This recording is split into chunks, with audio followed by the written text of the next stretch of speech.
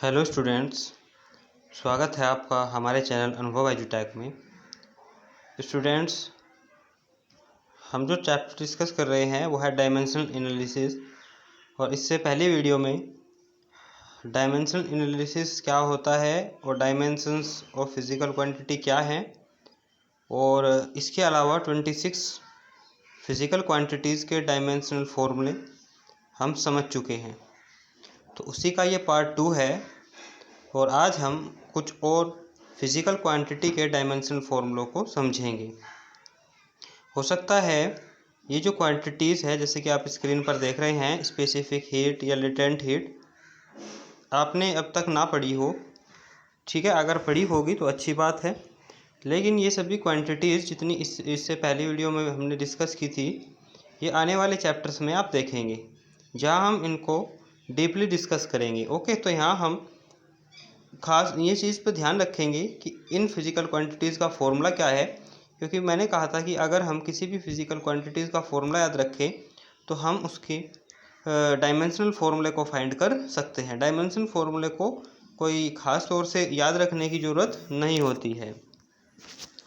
Okay, तो ये जो हमारी फर्स्ट फिज़िकल क्वांटिटी है ये है specific heat. Okay, specific heat क्या होता है? Heat upon mass multiply increase in temperature. ये फॉर्मूला आप याद रखेंगे। मेरे कहने का मतलब ये नहीं कि आप रटना है आपको, बट मैं ये कहना चाहता हूँ कि जैसे ही हम नेक्स्ट चैप्टर्स आएंगे हमारे, थर्मोडायनेमिक्स वाली यूनिट आएगी, तो वहाँ हम इन सभी टॉपिक्स को, इन सभी फिजिकल क्वांटिटी को डिस्कस करेंगे। ओके, तो यहाँ हो सकता है कि कई चैप्टर में हमें इनका डायमेंशनल फॉर्मूला यूज़ करना पड़ जाए, तो इस वजह से मैंने इन फिज़िकल क्वांटिटीज़ को भी लिया हुआ है। वैसे और भी बहुत सारी फिज़िकल क्वांटिटीज़ हो सकती है जिनके डायमेंशन फॉर्मूले होते हैं। ओके, तो धीरे धीरे अगर आप मेथड सीख जाएंगे तो किसी भी फिज़िकल क्वांटिटी का डायमेंशनल फॉर्मूला फाइंड कर सकेंगे। फर्स्ट मैंने बोला specific heat is equal to heat upon mass multiply increase in temperature. देखिए, जो हीट है वो भी क्या है? हीट एनर्जी है। ओके, एनर्जी की ही एक फॉर्म होती है, और एनर्जी कोई भी हो, चाहे काइनेटिक एनर्जी चाहे पोटेंशियल एनर्जी हो। ओके, तो सभी का जो डायमेंशनल फॉर्मूला है वो ml⁻²T⁻⁻² होता है, डिवाइड बाई मास के लिए डायमेंशन कैपिटल M, और टेम्परेचर में जो इंक्रीमेंट हुआ, यानी टेम्परेचर का जो ऐसा यूनिट है वो होता है केल्विन। तो उसी के अकॉर्डिंग जो टेम्परेचर का डायमेंशन है उसको कैपिटल K से डिनोट किया हुआ है। इस तरीके से स्पेसिफिक हीट का जो डायमेंशनल फॉर्मूला है वो L⁻², T⁻², K⁻1 हो जाएगा। नेक्स्ट है लेटेंट हीट। इसको हिंदी में गुप्त उष्मा भी बोलते हैं हम लोग। तो ये होता है हीट अपॉन मास, या हम ऐसा कह सकते हैं कि किसी भी ऑब्जेक्ट, किसी भी मटेरियल के पर यूनिट मास में प्रेजेंट जो हीट की अमाउंट है वही क्या होता है? लेटेंट हीट होता है। ओके, तो हीट एनर्जी के लिए सेम वही फॉर्मूला रहेगा, ml⁻², T⁻⁻² divide by mass के लिए डायमेंशन कैपिटल M है, तो लेटेंट हीट के लिए डायमेंशन फॉर्मूला हो जाएगा L⁻², T⁻²। नेक्स्ट आ जाता है बोल्ट्जमैन कांस्टेंट। अब देखिए, जैसे कि हमने ग्रेविटेशनल कांस्टेंट के लिए जो यूनिवर्सल लॉ ऑफ ग्रेविटेशन है उससे डायमेंशन फॉर्मूला फाइंड किया था, तो ऐसे जो कांस्टेंट है जैसे कि ग्रेविटेशनल कांस्टेंट है, बोल्ट्जमैन कांस्टेंट है, इसके अलावा आप स्क्रीन पर देख रहे हैं प्लांक कांस्टेंट है, तो इन सभी कांस्टेंट को हम क्या बोलते हैं? डायमेंशनल कांस्टेंट, जिनका कि कुछ कोई ना कोई डायमेंशनल फॉर्मूला होता है। तो देखिए, बोल्ट्जमैन कांस्टेंट का डायमेंशन फॉर्मूला हम कैसे फाइंड करेंगे? अगर हम टेम्परेचर से एनर्जी को डिवाइड कर दें, यानी energy divide by temperature, temperature के लिए डायमेंशन क्या है? कैपिटल की, और एनर्जी के लिए ml⁻², T⁻⁻²। इस तरीके से बोल्ट्जमैन कांस्टेंट का डायमेंशनल फॉर्मूला हो जाएगा ml⁻², T⁻⁻², K⁻1। नेक्स्ट है यूनिवर्सल गैस कांस्टेंट। आपने एक फॉर्मूला भी पढ़ा होगा, PV is equal to RT। Okay, अगर n मोल ऑफ गैस हो तो फिर PV is equal to nRT लिख देते हैं। ओके, तो यहाँ उसी फॉर्मूले के अकॉर्डिंग जो यूनिवर्सल गैस कांस्टेंट R होता है, तो R is equal to pressure multiply volume upon क्या हो जाएगा? टेम्परेचर हो जाएगा। प्रेशर का डायमेंशन फॉर्मूला क्या होता है? ml⁻⁻1, T⁻⁻²। कि प्रेशर का फॉर्मूला होता है फोर्स अपॉन एरिया, तो उसी के अकॉर्डिंग ये डायमेंशन फॉर्मूला प्रेशर का फाइंड किया हुआ है। वॉल्यूम का डायमेंशन फॉर्मूला है L⁻3, length multiply breadth multiply height, और तीनों के लिए डायमेंशन क्या होती थी L into L into L, तो L⁻3 हो गई। और टेम्परेचर के लिए K। ओके, डायमेंशन को बिग ब्रैकेट में लिखकर शो करते हैं। तो यहाँ पे जो है कैलकुलेट कर लें तो ml⁻2 T⁻−2 K⁻−1, ये क्या हो जाएगा, यूनिवर्सल गैस कांस्टेंट का डायमेंशनल फॉर्मूला हो जाएगा। नेक्स्ट आ जाता है प्लैंक कांस्टेंट। देखो प्लैंक कांस्टेंट क्या है। प्लैंक कांस्टेंट आपने एक फॉर्मूला पढ़ा होगा भी, E=h²। यहाँ पे E एनर्जी होती है, h प्लैंक कांस्टेंट होता है और न्यू फ्रीक्वेंसी होती है। तो उसी फॉर्मूले के अकॉर्डिंग प्लैंक कांस्टेंट हो जाएगा एनर्जी अपॉन फ्रीक्वेंसी।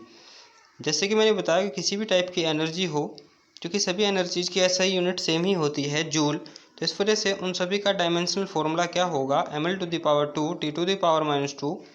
और फ्रीक्वेंसी क्या होता है, 1 टाइम पीरियड, तो उस हिसाब से फ्रीक्वेंसी का डायमेंशन फॉर्मूला T⁻−1 हो जाएगा। फिजिकल क्वांटिटीज़ के इससे पहले जो हमने डायमेंशनल फॉर्मूला डिस्कस किए थे, उससे रिलेटेड वीडियो में पहले ही बना चुका हूँ, तो अगर आप वो वीडियो देखना चाहते हैं तो हमारे चैनल को ज्वाइन कर सकते हैं। तो प्लैंक कांस्टेंट का जो डायमेंशन फॉर्मूला है वो हो जाएगा ml⁻2 T⁻−1। नेक्स्ट है स्टीफन्स कांस्टेंट। देखिए स्टीफन्स कांस्टेंट क्या होता है, energy upon area multiply time multiply temperature the power 4। तो इसी तरीके से ये आपका होमवर्क है, आप फाइंड करना। एनर्जी का भी हम डायमेंशनल फॉर्मूला क्या लिख देंगे, ml⁻2 T⁻−2, और एरिया के लिए L⁻2, टाइम के लिए कैपिटल T, और टेम्परेचर के लिए K⁴। तो कैलकुलेट करेंगे तो स्टीफन्स कांस्टेंट का डायमेंशनल फॉर्मूला भी फाइंड हो जाएगा। इसको आप खुद से सोल्व करने की कोशिश कीजिएगा। वीडियो से रिलेटेड अगर कोई डाउट रहा हो तो कमेंट बॉक्स में लिख सकते हैं। नेक्स्ट है एप्लीकेशंस ऑफ डायमेंशनल एनालिसिस। देखिए हमने बहुत सारी फिजिकल क्वांटिटीज़ के डायमेंशनल फॉर्मूले पढ़े, लेकिन इन सब का क्या यूज़ हो सकता है, तो उसको हम थ्री पार्ट्स में डिवाइड करके समझेंगे डायमेंशनल एनालिसिस के यूज़ को। ओके, तो सबसे पहला जो यूज़ होगा, to convert a physical quantity from one system of units to another system. हम किसी भी फिजिकल क्वांटिटी का डायमेंशन को यूज़ करके उसको यूनिट्स के एक सिस्टम से यूनिट को क्या करेंगे, दूसरे सिस्टम में कन्वर्ट कर देंगे। जैसे कि मैं यूनिट्स एंड मेजरमेंट वाले जब हमने वीडियो बनाई थी तो उसमें आपको बताया था कि जैसे कि न्यूटन है, ओके, तो न्यूटन का जो SI यूनिट है वो क्या हो जाता है, फोर्स का जो SI यूनिट है वो क्या हो जाता है, न्यूटन हो जाता है। ओके, तो इसी तरीके से जैसा मास है, मास का जो SI यूनिट है वो क्या हो जाता है, किलोग्राम हो जाता है, बट CJ सिस्टम में मास का यूनिट जो है वो क्या हो जाता है, ग्राम हो जाता है। ठीक है, तो इस तरीके से हमने बहुत सारे सिस्टम्स पढ़े थे यूनिट्स के, CJ सिस्टम था, SI system, FPS system, MKS system. तो किसी भी एक सिस्टम से यूनिट्स को दूसरे सिस्टम में कन्वर्ट करने के लिए यहाँ हम इसमें डायमेंशंस का यूज़ करेंगे। तो इस मेथड को यूज़ करने के लिए हम किस फॉर्मूले को यूज़ करेंगे वो भी हमें याद रखना है, और फिर इसको मैं एक एग्जाम्पल के थ्रू भी समझाऊंगा। तो सबसे पहले है, let M1 L1 T1 be fundamental units of mass length and time respectively in one system. किसी पहले सिस्टम में किसी भी क्वांटिटी की जो फंडामेंटल यूनिट्स है वो क्या है, M1 L1 और T1 है। और फिर किसी दूसरे सिस्टम में जो वही फंडामेंटल वही क्वांटिटीज़ हैं, जैसे कि मास लेंथ और टाइम, तो उसकी जो यूनिट्स है वो M2 L2 और T2 हो जाती है। जैसे कि मैं एग्जांपल के थ्रू आपको कहूँ कि SI यूनिट है, और SI यूनिट में मास की SI सिस्टम में जो मास की यूनिट है वो क्या हो जाती है, किलोग्राम, लेंथ की यूनिट क्या हो जाती है, मीटर, और टाइम की यूनिट क्या हो जाती है, सेकंड। इसी तरीके से अगर हम अनदर सिस्टम यानी CJ सिस्टम की बात करें तो वहाँ मास की यूनिट क्या हो जाती है, ग्राम, लेंथ की यूनिट क्या हो जाती है, सेंटीमीटर, और टाइम की यूनिट क्या हो जाती है, second.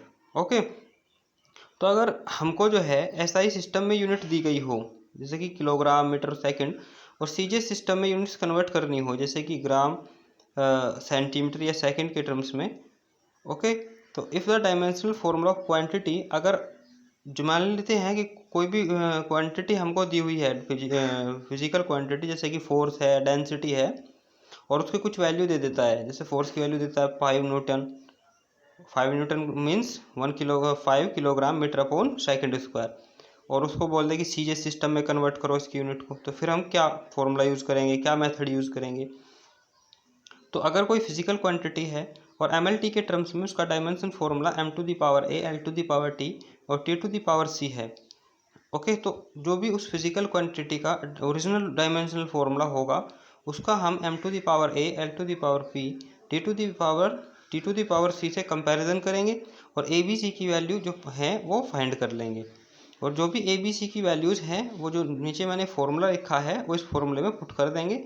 n2 equal to n1 into m1 upon m to the power a, l1 upon l to the power b, t1 upon t to the power c। Okay, देखो n1 क्या होगा, n1 जो भी हमको मैग्नीट्यूड दिया होगा किसी भी फिजिकल क्वांटिटी का, जैसे कि 5 न्यूटन, 6 न्यूटन, ओके, 3 मीटर पर सेकंड स्क्वायर, 5 मीटर पर सेकंड स्क्वायर या 1 मीटर पर सेकंड, तो वो क्या होगी, n1 की वैल्यू होगी। चलिए इसको हम एक एग्जाम्पल के थ्रू समझते हैं। Let us convert 1 newton into dyne. देखिए न्यूटन किसकी यूनिट होती है, फोर्स की यूनिट होती है, ठीक है, और इसको हमें जो है डाइन में कन्वर्ट करना है। न्यूटन जो है वो एसआई सिस्टम में फोर्स की यूनिट होती है, यानी हम कह सकते हैं फोर्स की एसआई यूनिट क्या होती है, न्यूटन होती है, और जो डाइन है वो फोर्स की सीजीएस यूनिट होती है। तो अगर फोर्स की जो वैल्यू है वो 1 न्यूटन हो तो फिर डाइन के टर्म्स में 1 न्यूटन कितने डाइन के इक्वल हो जाएगा। तो देखिए हम सबसे पहले तो हमको यही मालूम होना चाहिए कि जो न्यूटन है वो किस फिजिकल क्वांटिटी की यूनिट होती है। तो newton is the SI unit of force and dyne is the CGS unit of force. उसके बाद हमको डायमेंशनल फार्मूला अप्लाई करना है फोर्स का। तो अगर आप याद नहीं रख पाते हैं डायमेंशनल फार्मूले को, वैसे प्रैक्टिस जब आप करेंगे तो आपको याद हो जाएगा, but force is equal to क्या होता है, मास इनटू एक्सीलरेशन। तो उसके थ्रू भी आप डायमेंशनल फार्मूला फोर्स का फाइंड कर सकते हैं। अब जैसे कि मैंने बताया था इससे पहले कि m to the power a, l to the power b और t to the power c से अगर आप ml t to the power minus t को कंपैरिजन करेंगे, ओके, तो m to the power a है और यहाँ m टू दी पावर कितनी है, 1, तो a इज इक्वल टू हो जाएगा 1। ml t की जो भी पावर्स है उनका a b जो m to the power a, l to the power b और t to the power c है उन पावर से आपको कंपेरिजन करना है। तो a is equal to 1, b is equal to 1, c is equal to -2। उम्मीद है आपको समझ आ गया होगा। अब इन ए बी सी की जो वैल्यूज़ हैं इनको हम फॉर्मूले में पुट कर देंगे। देखिए यहाँ पे फोर्स का जो मैग्नीट्यूड है वो कितना दिया हुआ था, 1, और ऐसा यूनिट क्या दी हुई थी, न्यूटन। तो n1 के प्लेस पर हम क्या पुट कर देंगे, 1। m1 क्या है, देखिए m1 के प्लेस पर हम लिख देंगे 1 किलोग्राम, क्योंकि हमको जो है किस सिस्टम में यूनिट दी हुई है, SI सिस्टम में।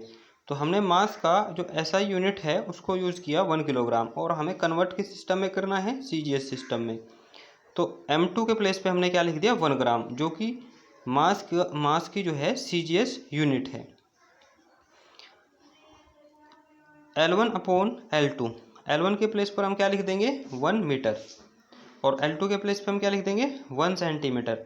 L1 जो है ये SI यूनिट होती है किसकी, लेंथ की। अगर आप SI system, MK system, CG system in सब को नहीं जानते हैं या समझने में कन्फ्यूजन में आ रहे हैं, तो फिर जो है आपको यूनिट्स एंड मेजरमेंट वाली वीडियोस देखनी होगी, जो कि मैं पहले ही बना चुका हूँ, तो आप पहले उन्हें देखिएगा। उसके बाद T1 अपॉन T2, यानी CG सिस्टम हो या MK सिस्टम हो, सभी में क्या होता है, टाइम की जो यूनिट है वो सेकेंड ही होती है। तो हमने क्या किया, किलोग्राम को ग्राम में कन्वर्ट कर दिया, यानी ऊपर और नीचे सेम जो है यूनिट्स ले आए। ऐसे ही 1 मीटर को 100 सेंटीमीटर में कन्वर्ट कर दिया। तो जब इसको सोल्व करेंगे तो ये 1000 इंटू 100 कितना हो जाएगा, 10 to the power 5। That means 1 newton is equal to होता है 10 to the power 5 dine.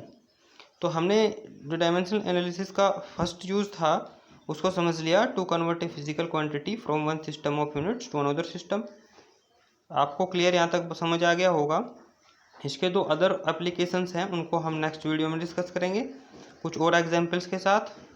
Okay, तो उम्मीद है यहाँ तक आपको सब कुछ क्लियर समझ आया होगा। अगर कोई डाउट रहा हो तो कमेंट बॉक्स में लिख सकते हैं। वीडियो अगर आपको पसंद आई हो तो लाइक कर सकते हैं, पसंद ना आई हो तो डिसलाइक भी कर सकते हैं। और अदर वीडियोज़ को देखने के लिए चैनल को सब्सक्राइब कर लें, नोटिफिकेशन ऑन कर लें। आज के लिए इतना ही। Thank you very much.